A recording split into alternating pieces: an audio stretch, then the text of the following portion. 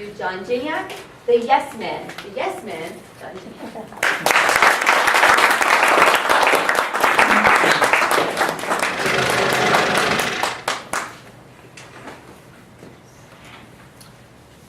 I wonder if anybody here has the same problem I do. I know David does. I'm a yes man.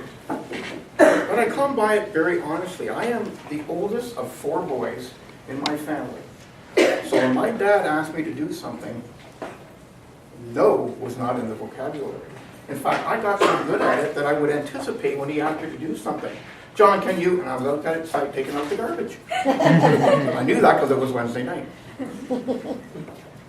When I reflected on this speech, I have said yes to so many things in my life, but I want to highlight 3 that really actually changed my way of thinking. The first time I said yes to anything was I was about 19 years old, and my girlfriend phoned. And she said, "What are you doing tomorrow?" I said, "Well, I got a hockey game later tomorrow night, but I'm not doing anything right." She goes, "Well, my mom's on the committee for Eaton's that is hosting the children's Christmas party, and she would like us to come out and help them." I said, "Sure." She goes, "Oh, okay, we'll come and pick you up around 10 o'clock in the morning." Well, we drove all the way down to Etobicoke. This was for Eaton's downtown Toronto, and there must have been about 500 kids. It was a huge, huge event. And the great thing about it was the Santa Claus parade was about a week before, and they had all these floats in the room, and we were allowed to wear some of the clown outfits and get our makeup done professionally. It was a really, really good job. Then out of the corner of my eye, I spot my hockey coach. Now I already had my makeup on, and I already had my clown outfit on. I'm wondering, oh, please tell me he did not recognize me. So the first game that we had to run with our group of people was a game of duck, duck, goose. Who here knows duck, duck, goose? Okay, duck, duck, goose is when you run in a circle, and you run around and go duck, duck, duck, duck, duck, and when you hit goose, you got to beat that person all the way around to the empty spot, or you're the goose again. So I let it off. So I beat my kid around, and then I went over and I just stood off the outside, and I'm watching all the kids play duck, duck, goose. Lo and behold, behind me I hear a voice. "Wait till I tell the guys what you did today." I turned around, how can he notice me with all this makeup on? I'm going, oh, because I was so shy back then. Unbelievable. I go, oh, I'm going to get ratted out by my hockey coach now. Sure enough, after the event, I made sure that I got all my makeup off my face. I get into the hockey arena, I'm putting my equipment on, the coach walks in, and I'm going, oh, what's he going to do? I got my head down. And all of a sudden, we're in for the pep talk. And then before he starts speaking, he reaches in his pocket and he pulls out the nose that I was wearing while I went. And he tosses it to me, and I'm going, oh, this guy is going to make me look so bad. He then went on and told everybody in the room what a good thing I did for the kids that day. And he made me the assistant captain for that night, which was a big thing back then when you're a 19-year-old hockey player. I learned then that, you know what, doing the right thing, if it makes you feel good, who cares? I learned a long time ago that if it doesn't kill you, it makes you better. It makes you stronger. Now the second thing that I said yes to, in 1981 I went to LA with my friends to visit his parents. And we went to an amusement park, Six Flags over, I can't remember what city it was. And at lunchtime, they went up to get beers and chicken wings or whatever we were getting that day. And I sat down at a picnic table. And around the corners, this really pleasant Oriental girl comes over to me. And very broken English asks me if I would be able to take a picture of her and her tour. Now, I didn't see a large group of people standing there, and I said yes.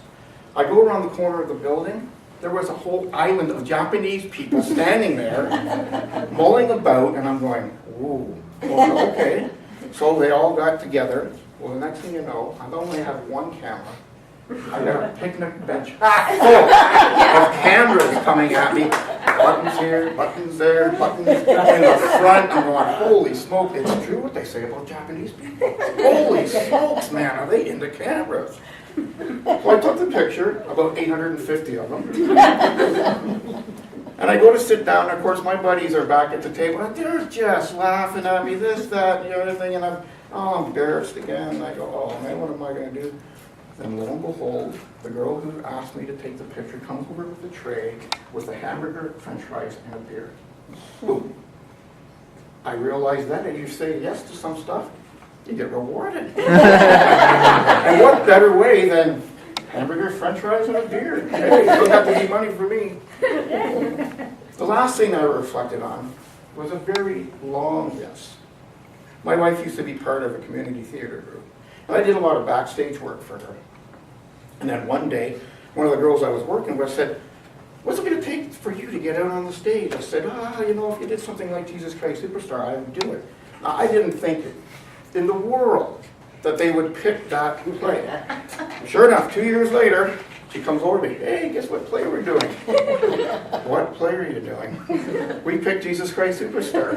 You said yes. I'm going, what a memory, this girl. Yeah, I did say yes, and you know what? I'm a man of my word. I'm going to step up and I'm going to do it. Oh, you think doing icebreakers exulting. This was unbelievable. Opening night. I'm in the stage, back at the side stage. I'm almost ready to go on. My wife, who's in the play, she loves doing that type of stuff. She goes, do you want to know where my whole family is there? Do you want to know where your family is? No, I don't want to know where my family is. She goes, okay, I won't tell you.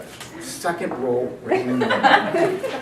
And there was no orchestra pit. So we're down there dancing. There's my brother laughing at me. And, oh, man. But you know what?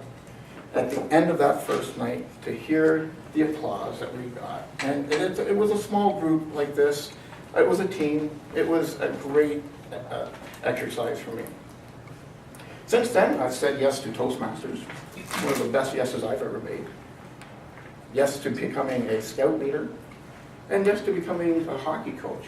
Every one of these has greatly affected my life. I think community service is where I'm going to be when I'm retired. It's a great thing to be. It's great to be a yes man. Until you have teenagers. And that, I will tell you, is two people in my life who have taught me the ability to say no are my 19-year-old daughter and my 17-year-old son.